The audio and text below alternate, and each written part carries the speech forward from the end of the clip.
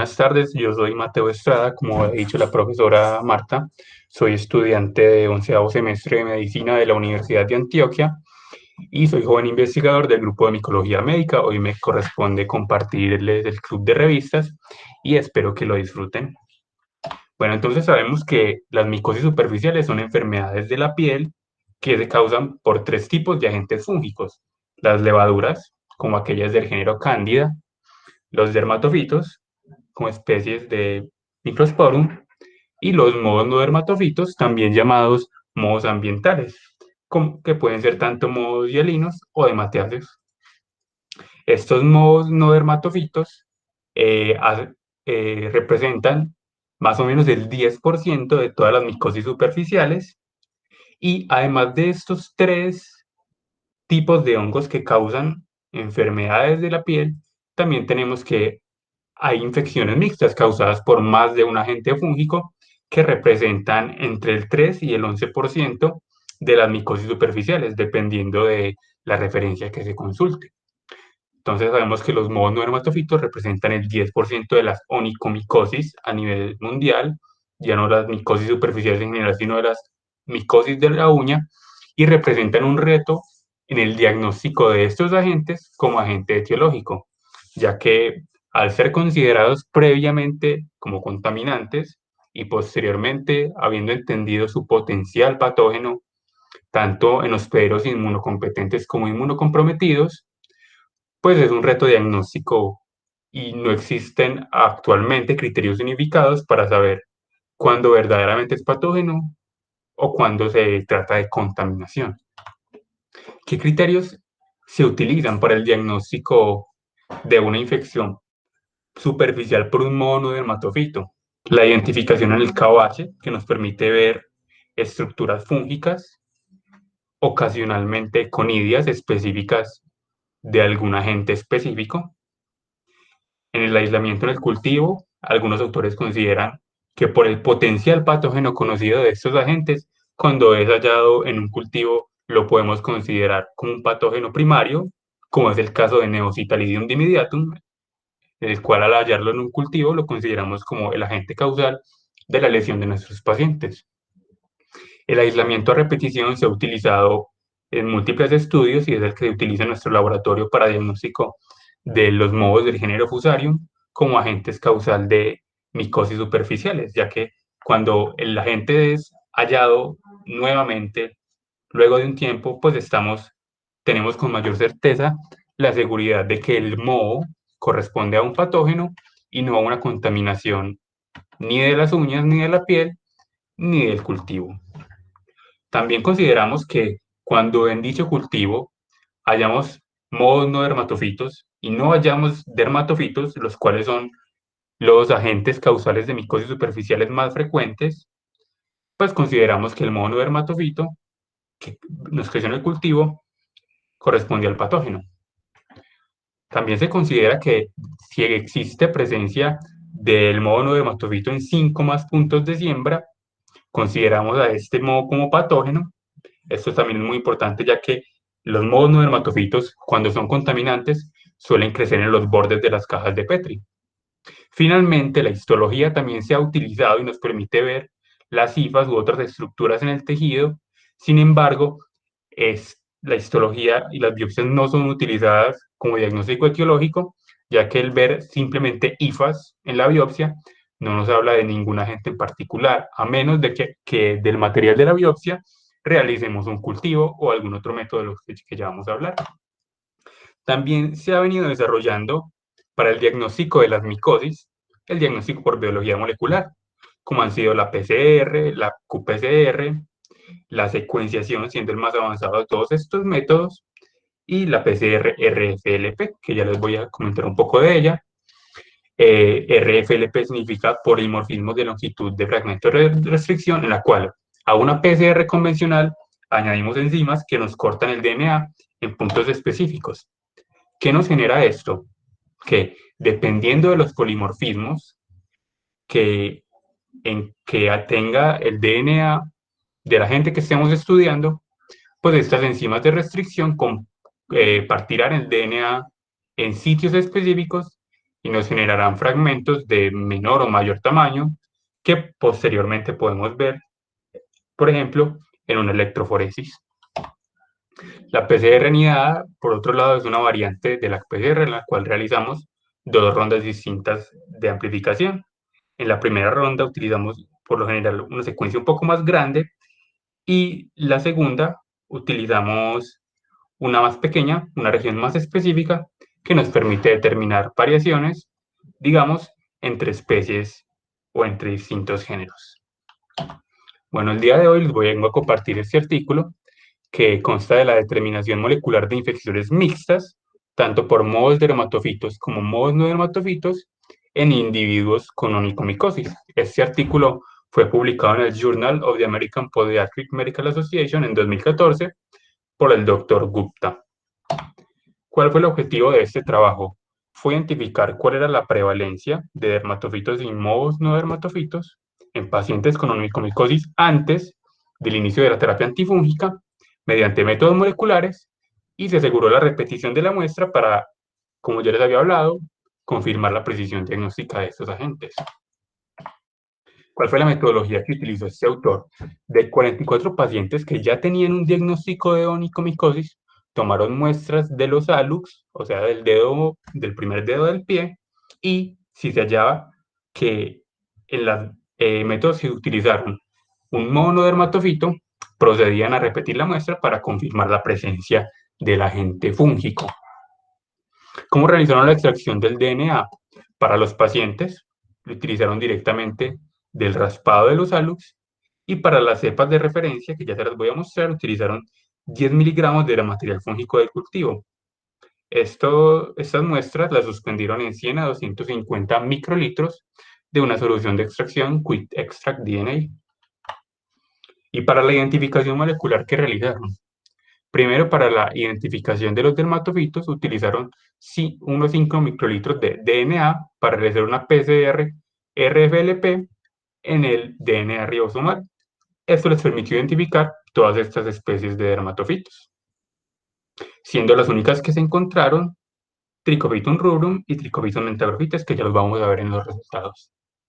Para la identificación de estos tres monodermatofitos, Aspergillus, Fusarium oxysporum y Scopulariopsis verrucaulis, realizaron una amplificación de la subunidad 28S del DNA ribosomal y posteriormente utilizaron una PCR anidada con primers especie específica para cada agente. Finalmente, para la identificación de estos dos monodermatofitos, Acremonium y Neocitalidium, utilizaron también una PCR RFLP con unas enzimas de restricción que más adelante en los resultados les voy a comentar. Estas son las cepas de control que utilizaron para determinar si un paciente estaba infectado o no por uno de estos agentes y finalmente les voy a mostrar los resultados. De los 44 pacientes que se incluyeron en el estudio, en estos 44 se confirmó la presencia de dermatofitos. 38 pacientes estaban infectados por Trichophytum rubrum, que correspondió al 86% de los pacientes, y Trichophytum rubrum fue el único agente etiológico de la onicomicosis del paciente en 23 de ellos, correspondiendo al 52%. El resto de los pacientes, o sea, 6 de ellos, tenían como único agente a Trichophytum mentagrophytes y este hongo fue el único agente en la mitad de estos pacientes, o sea, en 3 pacientes. ¿Cómo se comportaron las infecciones mixtas, que son el tema que nos atañe el día de hoy? Encontramos que 18 pacientes, un 41%, una cantidad muy alta comparado con los estudios que vimos al inicio, tenían una infección mixta causada por modos dermatofitos y no dermatofitos. Dentro de ellos, el agente que más causaba infecciones mixtas correspondía a Fusarium oxysporum en 9 pacientes, correspondiendo a un 20% de las infecciones mixtas. Por el 9% de las infecciones, perdón. Y en menor cantidad tenemos estos otros géneros, Aspergillus, Acremonium, Scopulariopsis en 5 pacientes y Neocitalidium en 2 pacientes.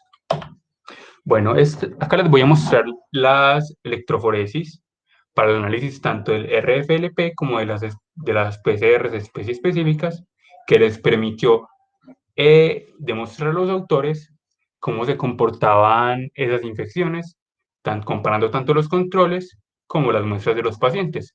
Entonces acá tenemos arriba una guía que nos indica a cuáles carriles correspondían los pacientes, cuáles carriles eran los controles de los modos dermatofitos y en cuáles carriles encontrábamos los controles de los modos no dermatofitos. Entonces tenemos este primer carril del control, el 16, que nos muestra esta banda de 330 pares de bases, que también tienen estos pacientes pares, el 2, el 4, el 6 y el 8, que tienen esta banda correspondiente a T-rubrum. Y como podemos ver, el paciente del carril número 2 tiene esta banda de 500 pares de bases adicional que correspondía a una infección por Acremonium. Entonces el paciente del carril número 2 tenía una infección mixta, tanto por T-rubrum como por Acremonium.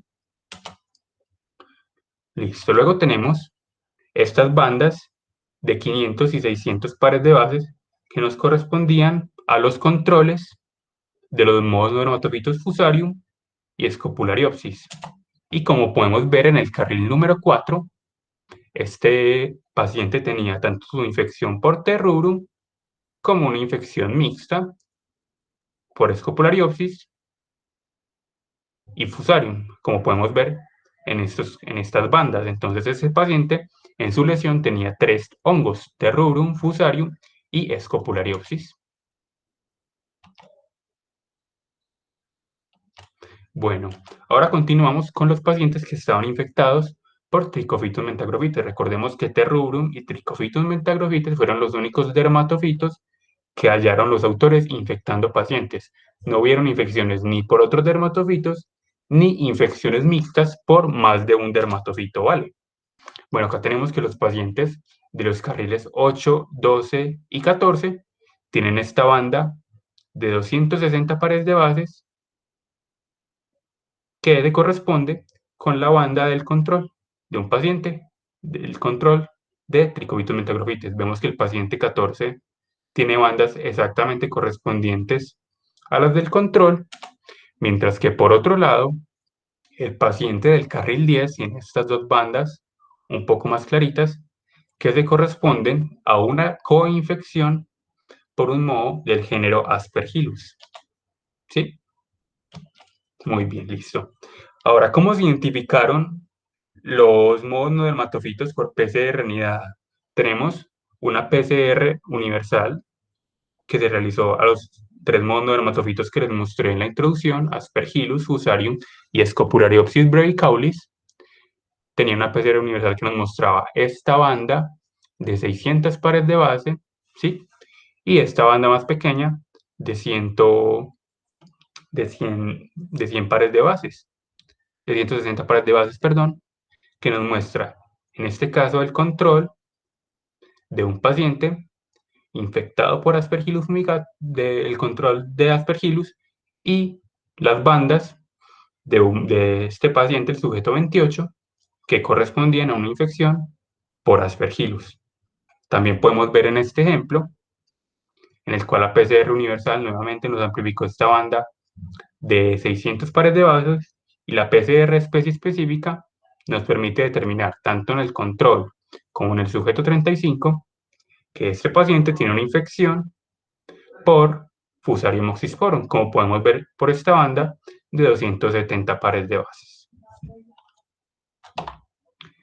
Luego, para la identificación de Scopulariopsis, el paciente tenía esta banda de 180 pares de bases, al igual que el control por Scopulariopsis, nuevamente, la PCR universal de 600 pares de bases y una banda de la PCR especie específica para Scopulariopsis, en el control y en el sujeto 37. Ahora, la identificación de mohos no dermatofitos por PCR-RFLP, ¿cómo se realizó? Bueno, tenemos una PCR inicial y luego los corridos de la electroforesis por las enzimas de restricción, que en este caso se utilizaron las enzimas RSA y HINF1. Tenemos en este caso, en este carril correspondiente al control de T-rubrum, que las enzimas de restricción lograron degradar los pares de bases, la enzima HINF. Listo. Y podemos ver estas bandas de más o menos 120 y 250 pares de bases que están presentes en el paciente 35, ¿sí? Como lo podemos ver acá. Sin embargo, vemos que este paciente también tiene unas bandas adicionales. ¿A qué corresponden esas bandas adicionales? Vemos que para la identificación de no dermatofitos del género Acremonium, pues las enzimas de restricción RSA1 y HINF sí alcanzaron a degradar este fragmento de 310 pares de base y nos muestra en el paciente 35 que tenía una coinfección por T-rubrum y Acremonium spinosum, estas bandas, ¿sí? Como lo podemos observar aquí.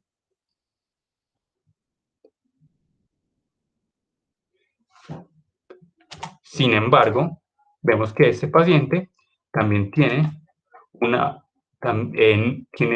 fragmentos de DNA que no fueron degradados por las enzimas HINF1 y otros fragmentos que sí fueron degradados por RSA1. Estas bandas corresponden a una coinfección por Fusarium oxysporum. Entonces, a través de esta electroforesis de la PCR-RFLP, logramos identificar que el paciente 35 tenía una coinfección por 3 agentes: T-rubrum, Fusarium oxysporum y Acremonium spinosum.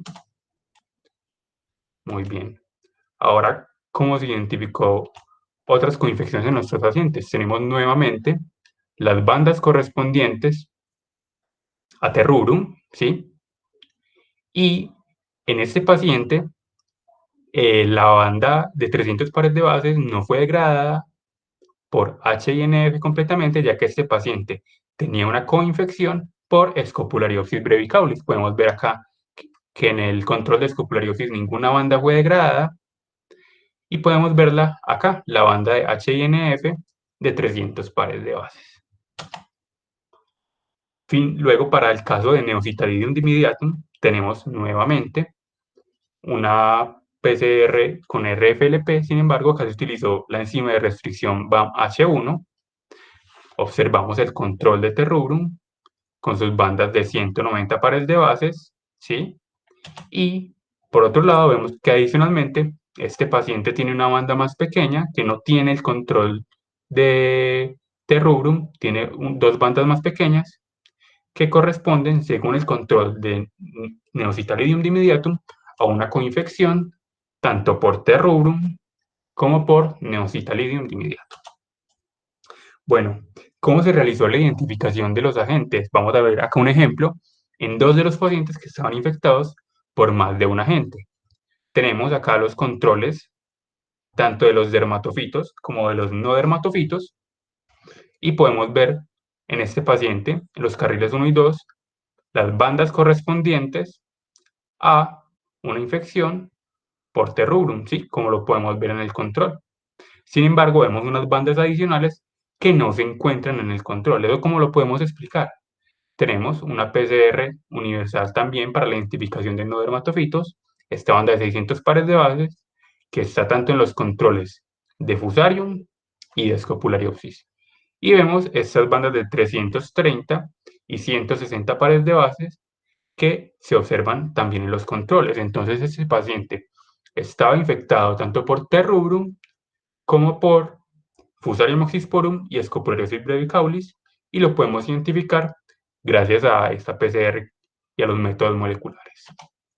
Luego tenemos este paciente que en los carriles 9 y 10 tiene estas bandas, ¿sí? Que se corresponden perfectamente con las bandas del control de Trichophytus mentagrophytus, ¿sí?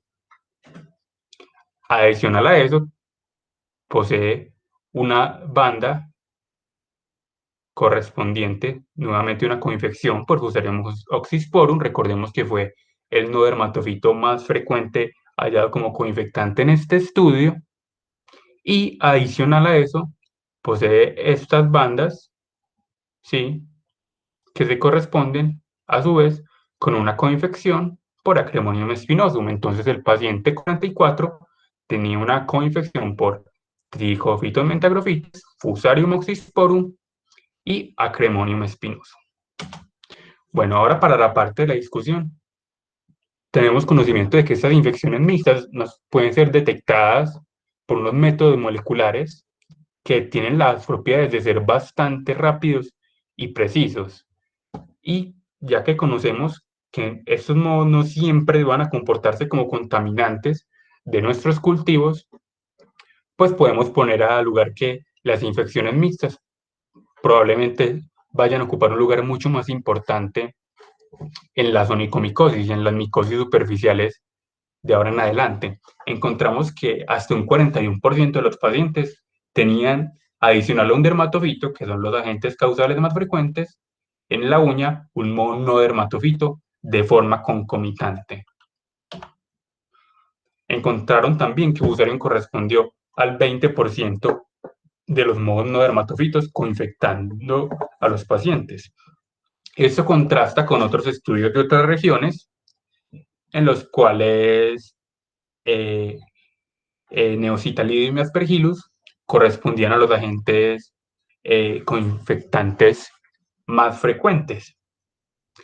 Y también contrasta con nuestro medio, donde Fusarium verdaderamente representa el monodermatofito más frecuente, tanto en micosis superficiales como el segundo lugar en frecuencia en lo que corresponde a enfermedad fúngica invasora.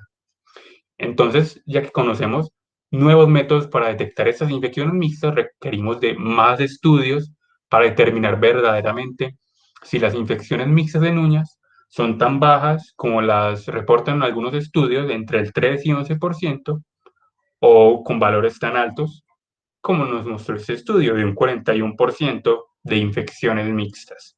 Y sabemos también que la presencia de estos monodermatofitos representa una dificultad no solo para su diagnóstico, sino para el tratamiento, ya que estos suelen ser resistentes a varios de los antifúngicos que se utilizan en la práctica clínica. Como conclusión, sabemos que el conocimiento y la disponibilidad de estos métodos moleculares nos va a permitir a futuro, junto con los métodos convencionales, obviamente no se deben abandonar ni el cultivo ni el KOH, ya que nos importan una información muy valiosa, tanto de puntos de siembra, el permitir el análisis de la sensibilidad a los antifúngicos, nos permitirá un diagnóstico etiológico de la micosis mucho más preciso, tanto en los casos a los que estamos acostumbrados cuando el agente causal es únicamente uno, como en estos casos variables en los cuales se halla más de un agente que compromete a nuestros pacientes. Bueno, muchas gracias.